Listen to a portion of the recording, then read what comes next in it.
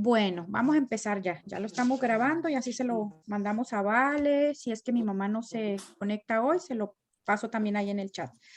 Bueno, chicas, nos quedamos en la página 25. Vamos a empezar la 26. Hoy vamos a ver la 26 y la 27, porque la página 26 es un poquito del resumen de lo que estuvimos viendo acerca de el pasaje del encuentro de Zaqueo con el Señor. ¿Se acuerdan? Sí. Entonces, esto es más como la continuación de eso, ¿ok? Bueno, ya oramos. Vamos a empezar a leer. ¿Están todas en la página 26? Sí. Sí, perfecto. Bueno, vamos a empezar. Analice la historia. Fundamental para mi identidad. Zaqueo era un hombre odiado. En sentido general, la comunidad judía odiaba a los recaudadores de impuestos por dos razones fundamentales. Número uno, la primera razón, tenían fama de ladrones que obtenían su riqueza al extorsionar a los contribuyentes. Los odiaban porque robaban. ¿Se acuerdan que habíamos comentado eso en la clase anterior? Ok. Y número dos, también se les conocía como traidores a su cultura, ya que los gobernadores romanos escogían hombres judíos para que fueran recaudadores de impuestos en las regiones judías. Los odiaban por traicionar su comunidad étnica para aliarse con el pagano gobierno romano. Esto viene a completar lo que ya habíamos hablado acerca de Zaqueo, porque era el motivo por el cual ellos eran rechazados. Según lo que ya conoce de esta historia, ¿qué cree usted que Zaqueo pensaba de sí mismo antes de encontrarse con Jesús? A ver, ¿quién me le puede dar respuesta a esta pregunta? De acuerdo a lo que estudiamos la última clase, lo que vieron también en la predicación que les mandé y lo que hemos leído en la Biblia acerca de la historia de Zaqueo. ¿Por qué creen ustedes, qué creen ustedes que Zaqueo pensaba de sí mismo antes de encontrarse con el Señor? ¿Quién quiere darle respuesta a esta pregunta? Yo, A ver, Gaby, dame respuesta. yo pienso que él sabía que no le querían y él pensaba obviamente que no, el pueblo no, a pesar de que él tenía mucho dinero y que era el jefe de los recaudadores, tenía mucho poder, a pesar de todo eso, su propio pueblo no los querían a ellos, los veían mal, todo, todo lo que ellos, donde él salía, donde él estaba, y, y él sabía que había robado y estafado, por eso cuando Jesús fue a cenar en su casa, cuando dijo, yo voy a devolver, si yo he estafado a alguien, voy a devolver 3 veces y voy a dar la mitad de mis bienes porque él sabía que estaba haciendo mal. ¿Cómo? Vete un poquito más profundo lo que dice la pregunta. Pero entonces, ¿qué pensaba él de sí mismo? ¿Él se sentía qué? Culpable. ¿Culpable? ¿Otra palabra? Eh, ¿Cuál fue la palabra? Él se sentía ladrón. Ladrón, sí. ¿Y todo eso qué es? Ladrón, ¿qué es? Pecado. Pecador. Se sentía exactamente pecador. Muy probablemente también se sentía rechazado por toda esta gente, por su misma condición de ladrón y todas las cosas que había hecho. Sentía rechazo, se sentía culpable, ladrón, rechazado, pecador. Y esto era como la condición en la que él se encontraba antes de encontrarse con el Señor. Muy, muy bien, Gaby y Magali. La segunda pregunta, ¿qué sugiere el estilo de vida de Zaqueo en cuanto a su identidad y motivación? ¿Quién me le puede dar respuesta a esto? ¿Qué creen ustedes que sugiere el estilo de vida de Zaqueo en cuanto a su identidad y motivación?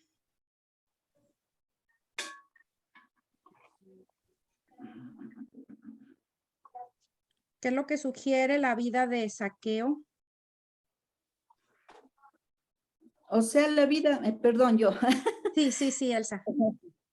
O sea, la vida de Zaqueo, sabemos que era un hombre pecador por todos los ángulos, por el norte, por el sur, por el este. Entonces, él estaba apartado de Dios, era un hombre mundano, era un hombre que hacía mucha estafa a las personas, o sea, para enriquecerse. Entonces, él tenía mucho amor al dinero, porque entre más tenía, quería más. Entonces, él fue enseguecido por el dinero. Pero pienso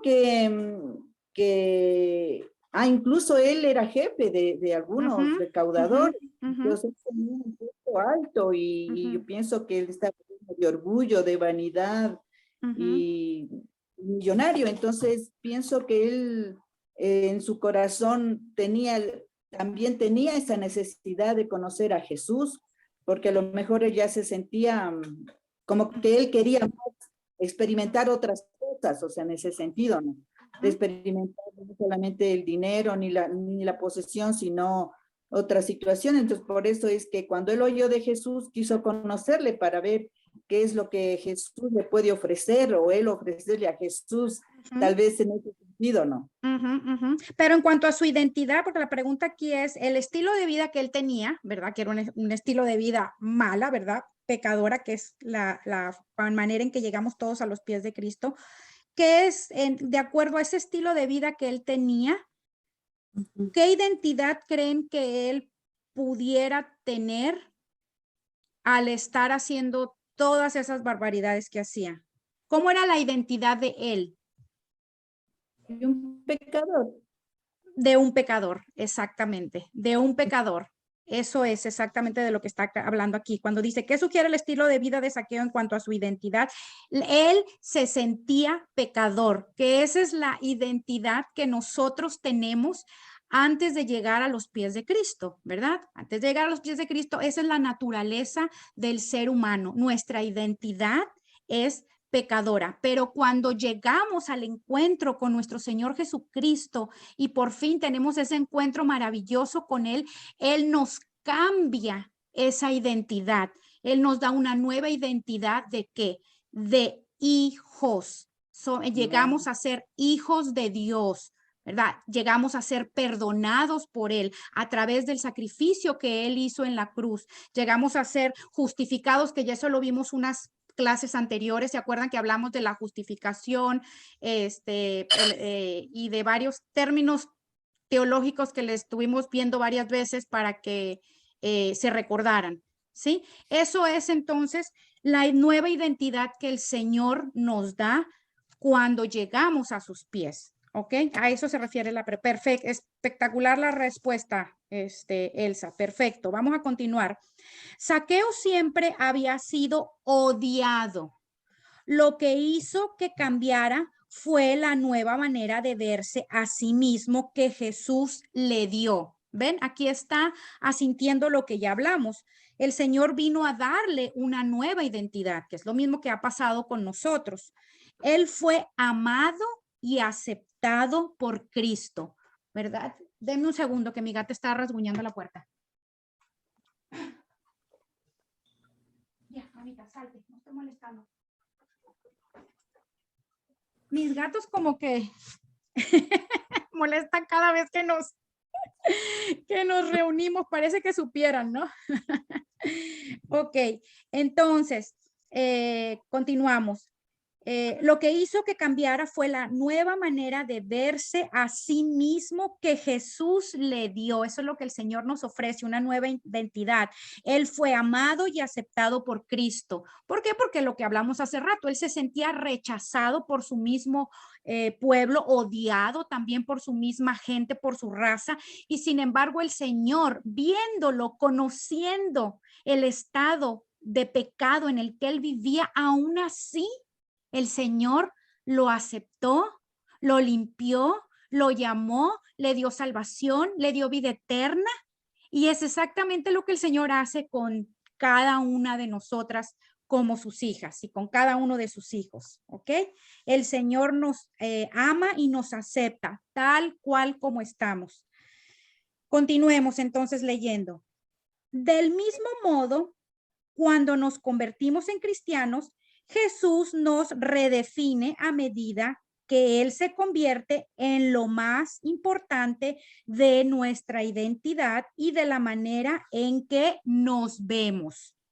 Ya ahora nosotros no nos vamos a ver como pecadoras, sino nos vamos a ver como pecadoras perdonadas ya, redimidas y justificadas por lo que el Señor hizo en la cruz por nosotros. Ya nosotros no nos vamos a culpar ni nos vamos a latigar por los pecados que cometimos en el pasado, ni aún por los que cometemos en el presente y por los que vamos a cometer en el futuro. ¿Por qué? Porque sabemos que hay perdón a través de la sangre del Cordero y que cuando venimos a su presencia, Él lo dice, que Él no desprecia un corazón contrito y humillado. Y cuando nos humillamos delante de Él, al pedirle perdón por cualquier pecado que hayamos cometido, cualquier mala decisión, cualquier equivocación, la palabra lo dice, que Él es fiel y justo para perdonar a aquellos que se arrepienten. ¿Ok? Esa es ahora nuestra nueva identidad de hijos, que seguimos siendo pecadoras, pero en Él encontramos perdón y redención de pecados. Qué lindo, ¿no? Tener un Dios así, maravilloso. Ok, continuemos. Para los cristianos, el momento definitivo de nuestras vidas es la crucifixión de Jesús. Amén. Todo lo que la cruz revela acerca de nosotros es la información más real e importante que podemos conocer sobre nosotros mismos. Ahí está avalando lo que ya les dije. Es a través del sacrificio que Él hizo en la cruz lo que nos da ahora nuestra nueva identidad de quiénes somos en sus manos. La última pregunta de esta página. ¿Por qué es tan importante comprender que somos amados y aceptados por Cristo? ¿Por qué creen ustedes que es importante para nosotros comprender o entender que somos amadas por Jesús y que somos aceptadas por Él? ¿Por qué creen que sea importante? Porque por medio de esa creencia tenemos la vida eterna. Sí. La salvación. Sí, sí, sí. Pero, sí. ¿Qué más? ¿Algo más? ¿Quién más? ¿Quién más?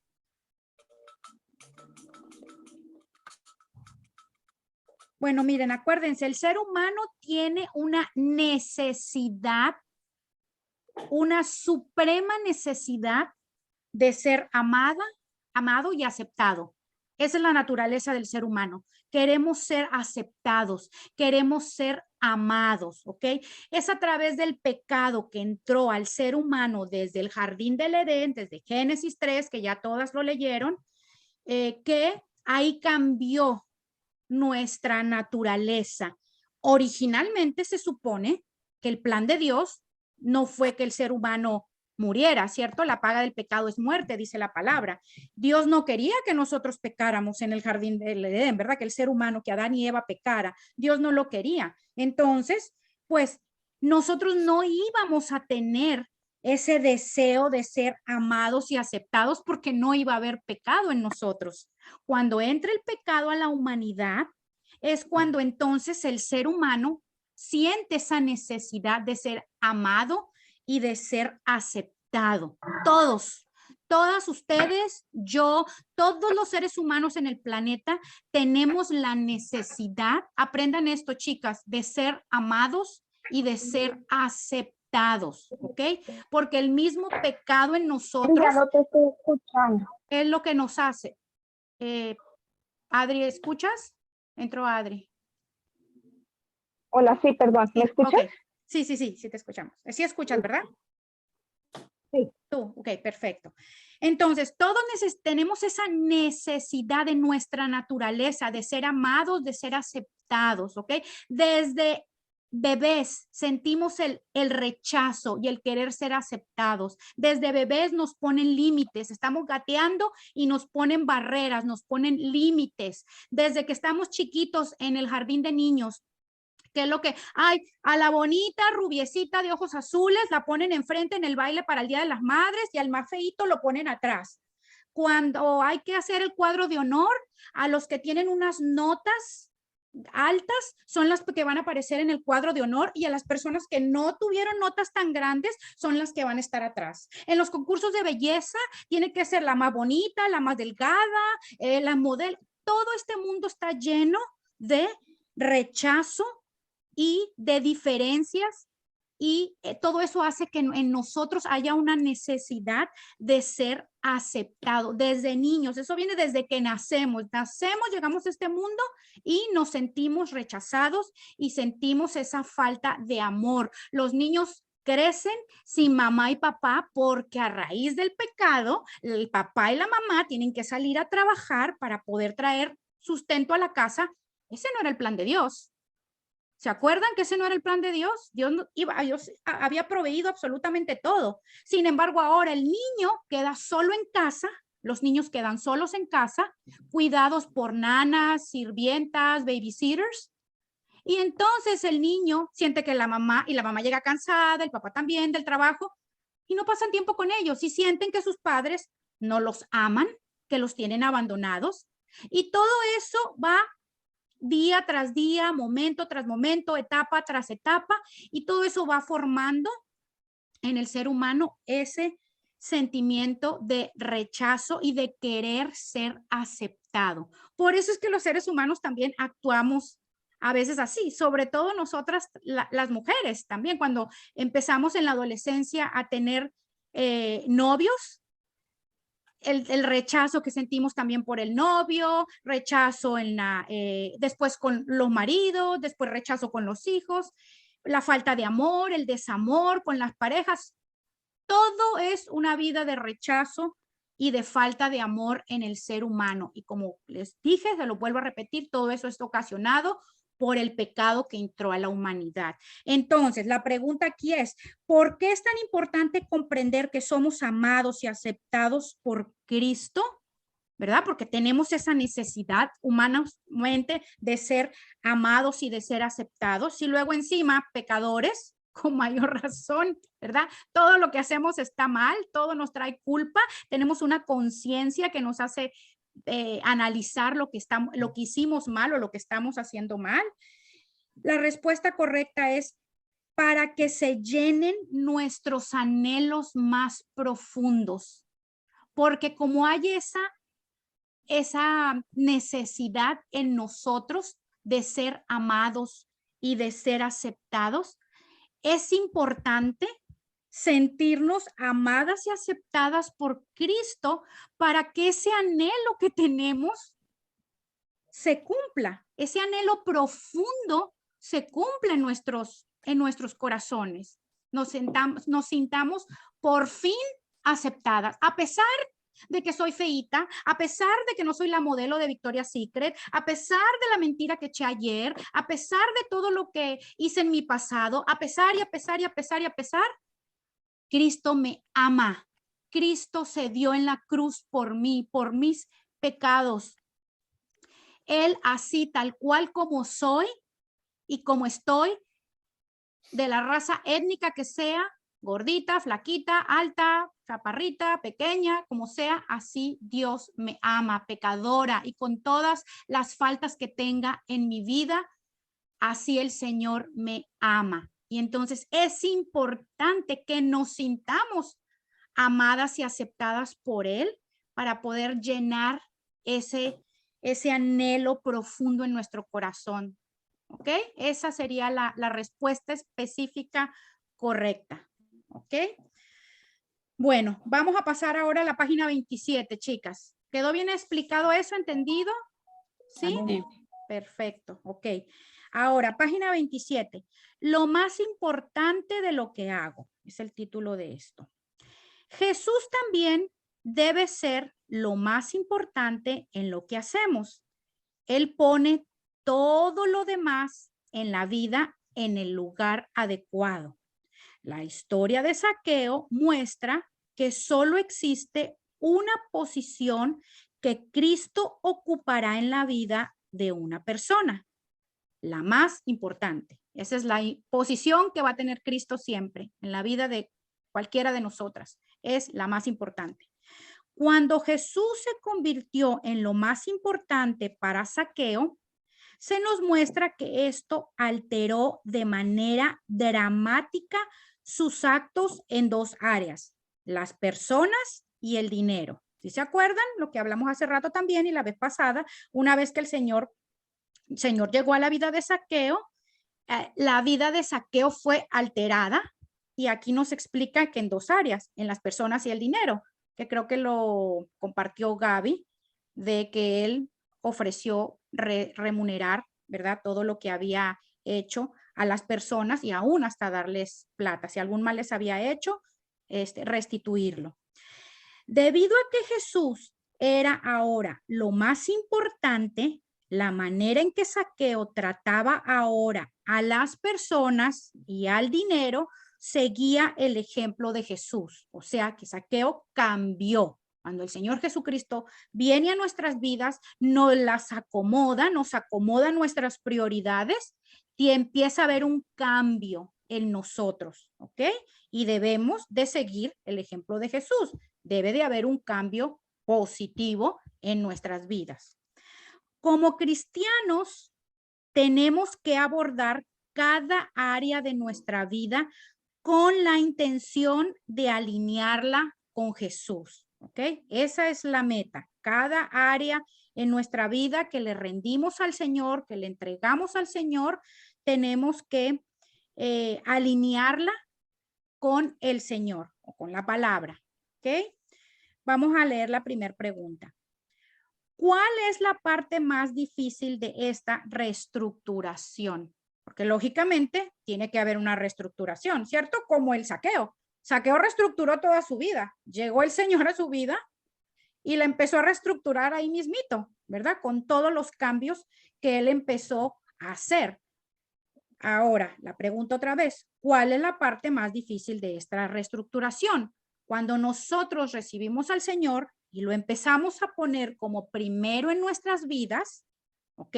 Empezamos a reestructurar toda nuestra vida, ¿cierto? Porque antes era nuestro trabajo primero, o nuestro marido, o nuestros hijos, o el dinero, o lo que fuera el área de nuestra vida, nuestro entretenimiento. Ahora es el Señor. ¿Quién me puede dar respuesta a esta pregunta? ¿Cuál sería la parte más difícil de toda esta reestructuración? A ver, ¿quién quiere responder? Yo creo que lo más difícil sería primero analizarnos, pero un análisis profundo de todo corazón en lo que debemos hacer nuestro cambio para poder reestructurar, como dicen, ¿no es cierto?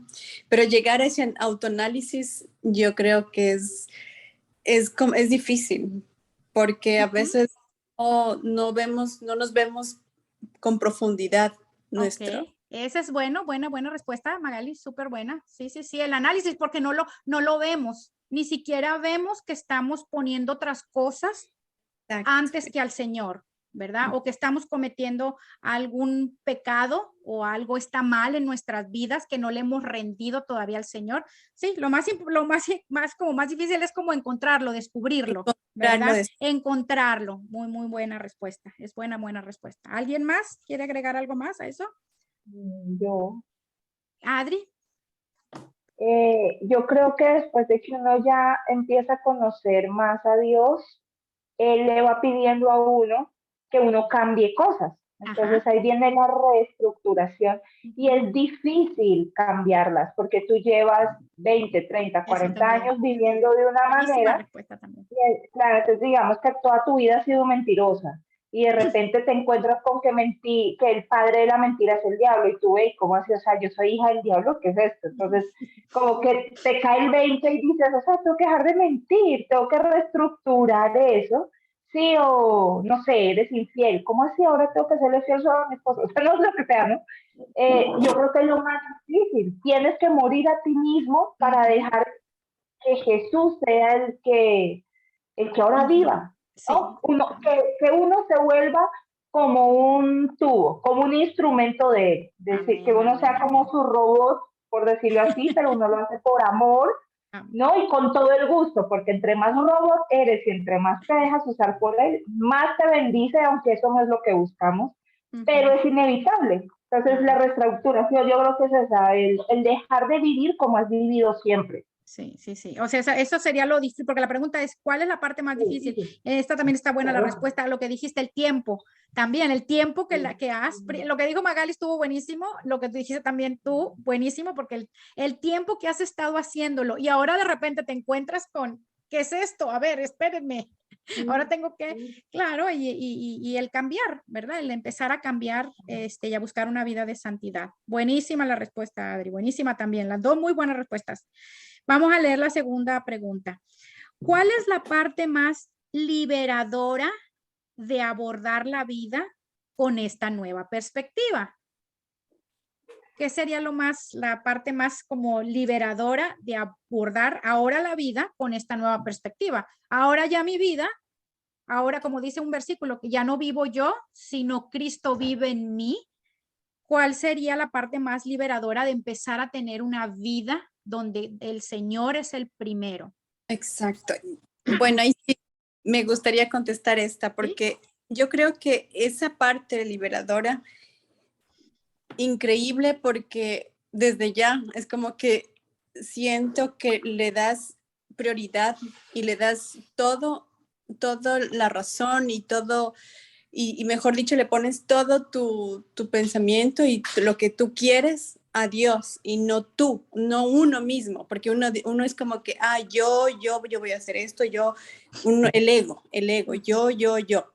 Entonces, la parte liberadora es de que ya no soy yo, es Dios. Es que, Claro. entonces, le entregas tus cargas a Él, entonces, toda tu vida. Exactamente. Claro, entonces, claro. es más liberador cuando ya quitas el ego, quitas el yo y primero es Dios. Así y es. después uno Así mismo. es. Bueno, Exactamente. entonces Exactamente. me parece muy liberador, de Sí, verdad sí. me gusta Sí, muchísimo. uno le entrega su vida al Señor y uno le entrega sus cargas. Por años estuvimos con unas cargas que no nos ni nos correspondían. Por eso el Señor dice, me encanta ese versículo que dice, aprended de mí. No, perdón, ese es otro. El que dice, a ver, ayúdame, Adri, se me fue. El de, denme lo estoy parafraseando, el que me den sus cargas y yo tomad mi yugo que es más liviano. Ligero.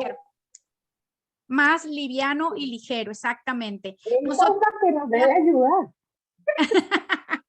No, porque ustedes también se saben, ¿por qué? Ustedes leen la palabra, tú tienes lo mismo de convertida que yo. Si ustedes también se saben la palabra de memoria y me la tengo que estar así. Yugo, que es más fácil, Así es, sí. Tomad mi yugo, exactamente. Tomad mi yugo que es más liviano y ligero.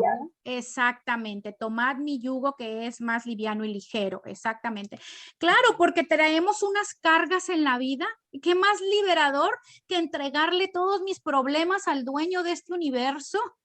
Al Dios todopoderoso que me creó, que sabe el mañana, el ayer, el hoy, que está en todo, que conoce todo, que es sobrenatural, que me ama con amor eterno. Qué mejor, ¿no? Uno por tantos años cargando ahí eso.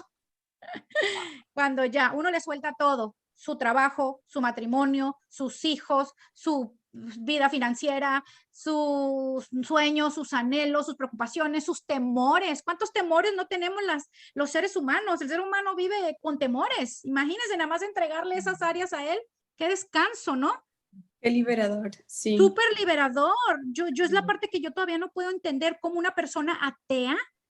Yo decía, ¿cómo una persona atea que no cree en el Señor, que no cree en Dios, pueda pasar un momento de crisis en su vida, una enfermedad? Tan solo cuando pasó lo del COVID, que todo el mundo estaba ahí paniqueado, ¿se acuerdan? En el 2020 con todo eso. O sea, ¿cómo afrontan eso? Cuando los despiden de un trabajo y no tienen que comer, cuando los van a correr de su departamento porque no tienen para pagar la renta, cuando hay una enfermedad. ¿Cómo pueden? ¿Verdad? Sin embargo, nosotros tenemos la dicha, el privilegio, la bendición de tener al Señor en quien descansar, en quien rendirles todos esos temores, todas esas incertidumbres, todas nuestras cargas a Él. Eso es lo más liberador. Ok, perfectas. Muy buenas respuestas, chicas. Ok, vamos a continuar leyendo. Utilice unos minutos para leer Lucas 18, del 18 al 23. Hable sobre lo que piensa que estaba ocurriendo en el corazón de aquel hombre importante que le impedía obedecer al reto de Jesús. Entonces, por eso les pedí que tuvieran sus Biblias ahí. Vamos a buscar Lucas 18. Solamente nos manda el libro a leer del 18 al 23.